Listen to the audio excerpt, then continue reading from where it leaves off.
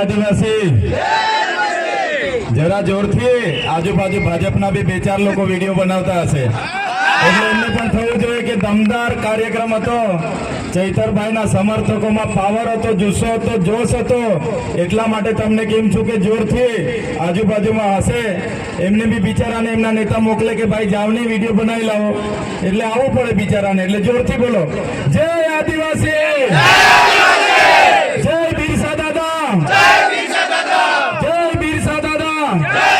દાદા આજની ઝઘડિયા વિધાનસભામાંની સ્વાભિમાન યાત્રાનો આજે નેત્રંગ ખાતે છેલ્લો કાર્યક્રમ છે ત્યારે મોટી સંખ્યામાં અહીંયા ઉપસ્થિત નેત્રંગ તાલુકાના વડીલો યુવાનો માતા બહેનો અને તમામ ઇન્ડિયા ગઠબંધનના પદાધિકારીઓ જે રીતના આગળના વક્તાઓએ કીધું કે આ ચૂંટણી લોકતંત્ર બચાવવા માટેની ચૂંટણી છે પેલા લોકો 2014માં बहुत हुआ मोघवारी का मार अब की बार मोदी सरकार એવું સ્લોગન લઈને આપણી વચ્ચે આવ્યા હતા 2019માં મોદીજી કો લાએંગે अच्छे दिन आएंगे ની વાતો લઈને આપણી વચ્ચે આવ્યા આપણને લાગ્યું કે આપણો ઉદ્ધાર થઈ જવાનો છે આપણે મનસુખ દાદાને મત આપીને લાવી દીધા પણ એમની સરકાર હોવા છતાં મનસુખ દાદાએ આપણા સમાજનું કે ભરૂચ જિલ્લાના લોકોનું કોઈ ઉદ્ધાર કે કંઈ કામ કર્યું નથી આ વખતે મનસુખ દાદાને રજા નિવૃત્ત કરી દેવાના છે ત્યારે આ વખતે ફરી ભાજપ વાળા અબકી બાર 400 પાર અબકી બાર 400 પાર અબકી બાર 400 પાર આવે છે ને બધા પણ લોકો એવું કહે છે અબકી બાર ભાજપ કી હાર અબકી બાર ભાજપ કી હાર તૈયાર છો ને બધા ત્યારે આ લોકોને એમના ઉમેદવાર અમને કહેતા હતા મનસુખ દાદા ઇન્ટરવ્યુ આપતા જાણ કરતા હતા કે 5 લાખની લીડથી અમે ભરૂચ લોકસભા જીતીએ છીએ એ મનસુખ દાદાને આજે રાજપીપળાથી ભરૂચ અપડાઉન કરવાના ફાફા પડી ગયા છે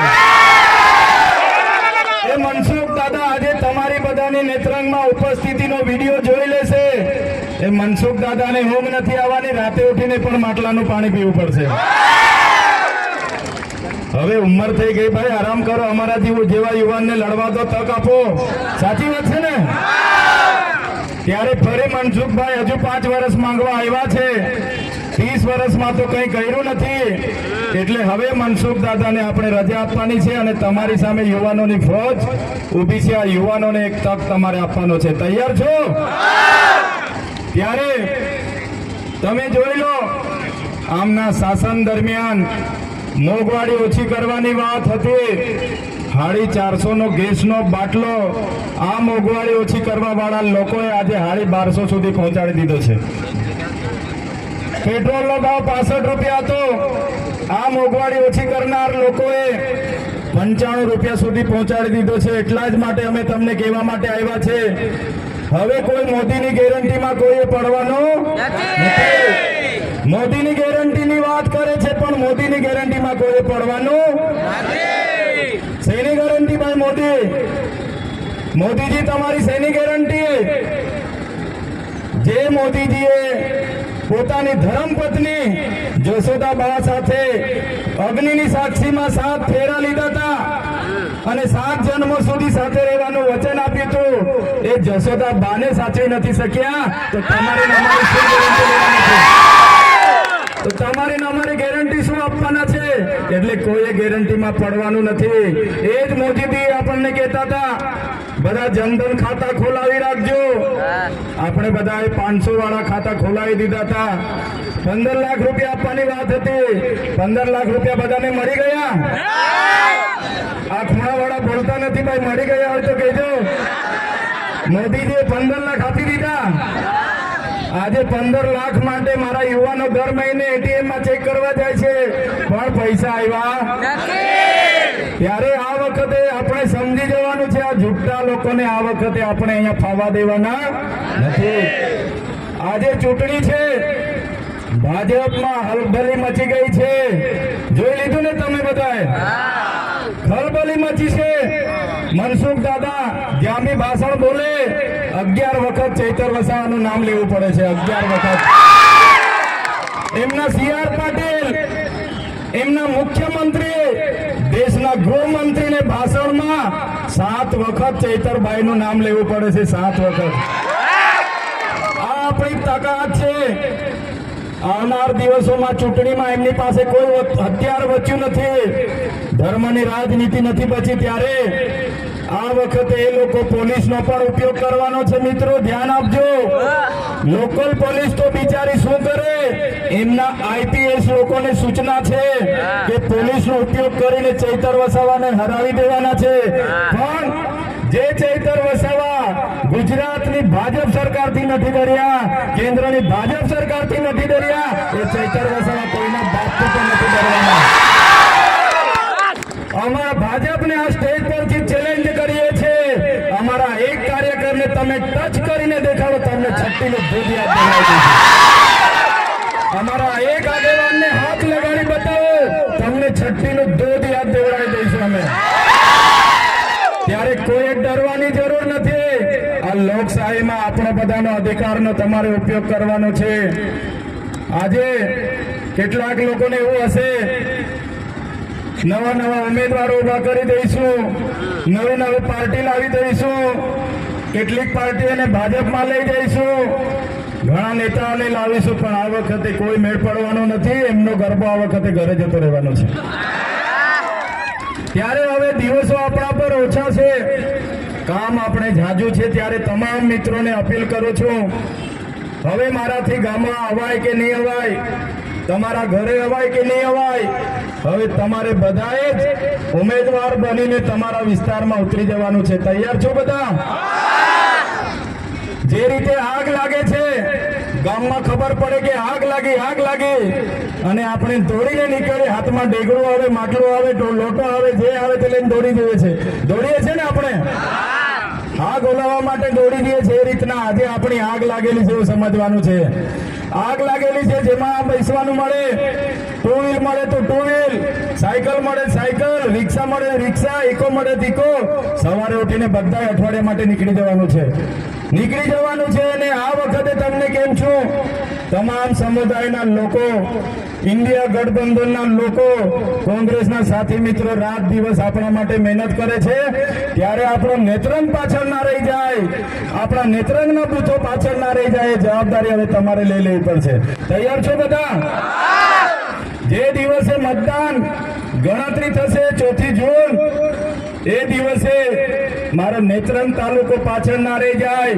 ડેડિયાપાડા વાળા કહે છે કે અમે આગળ રહીશું, ઝઘડિયા વાળા કહે છે કે અમે આગળ રહીશું, કરજણ વાળા અને સિનોર વાળા કહે છે કે આ વખતે અમે રેકોર્ડ તોડીશું.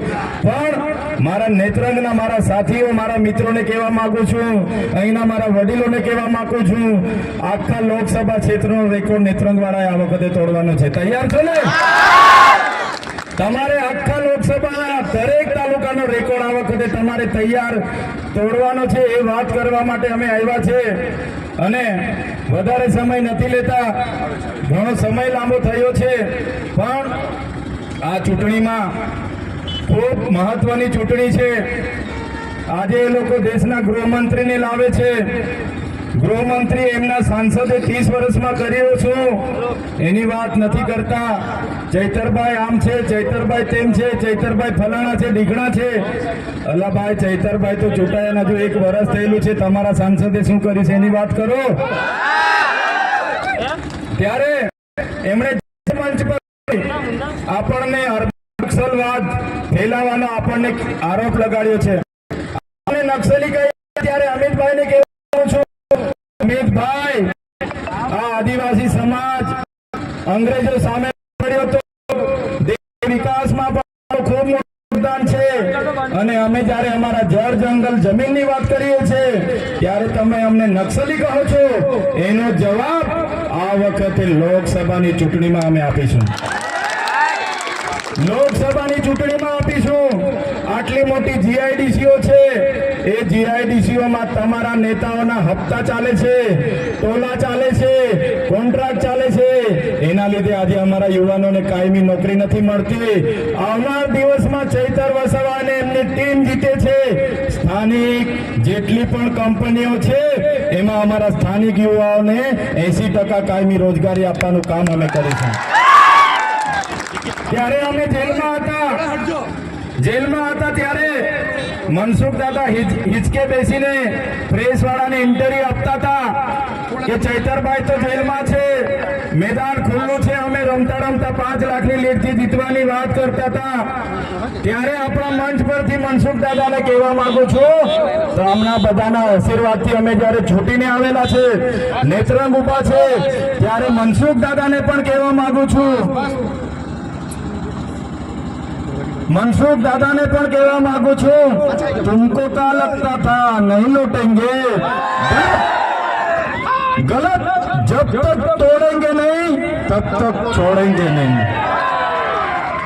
हमको क्या अंडो पंडो गंडो झंडो समझ के रखा है क्या? ये चैतर वसावा है, कभी झुकेगा नहीं। ત્યારે આપણી વચ્ચે દિલ્હી સરકારના કેબિનેટ મંત્રી એવા ગોપાલ રાયજી પધારી રહ્યા છે, તાળીઓથી સ્વાગત કરી લેજો। ત્યારે મારી વાણીને હું વિરામ આપું છું। આપણા મંત્રી સાહેબને પણ આપણે સાંભળવાના છે। હું ગોપાલ રાયજી સાહેબને વિનંતી કરીશ કે ફૂલહાર લાવીને આપણા ભીષમ દાદાને ફૂલહાર કરશે અને પોતાનું વક્તવ્ય રજૂ કરશે। બોલો ભારત માતા કી।